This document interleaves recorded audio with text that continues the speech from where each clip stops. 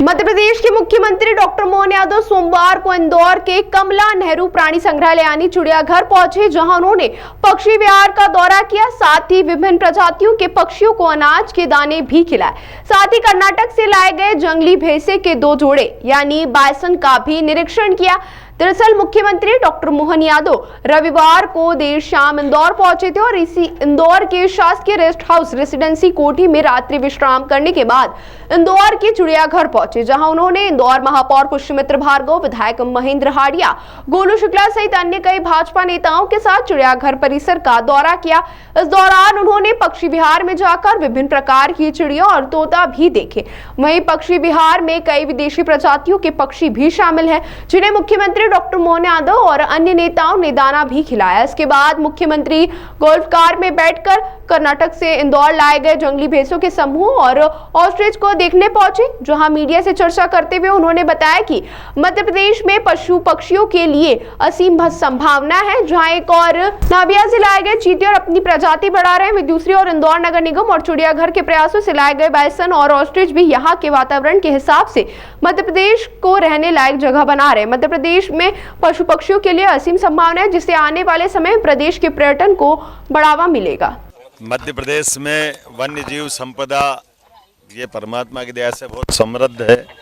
ऐसे में सभी प्रकार के हमारे वन्य जीवों के बारे में प्रदेश के अंदर फॉरेस्ट के माध्यम से हमने प्रयास किया कि वो सारे जीव और वो प्राणी दिखाई दे, जिसके कारण से हमारी भारतीय ये परंपरा और समृद्ध हो।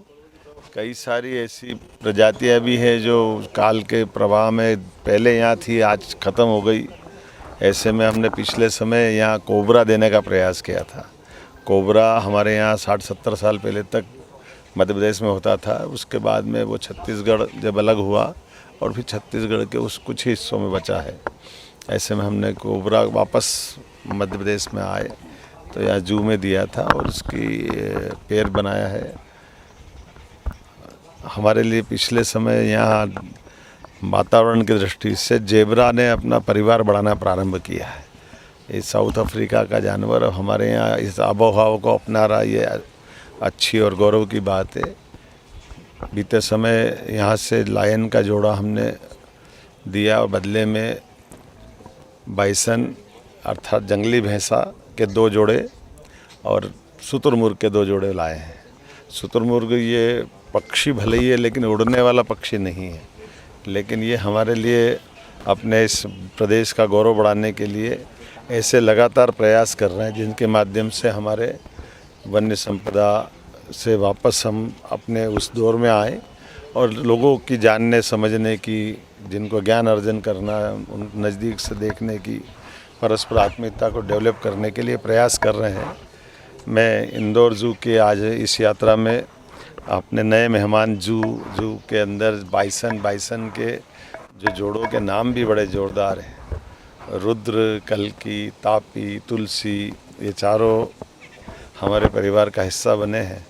और जैसा कि हमको मालूम है कि कान्हा में हमारे यहाँ बाइसन बहुत अच्छे से अपना जीवन गुजर बसर कर रहे हैं।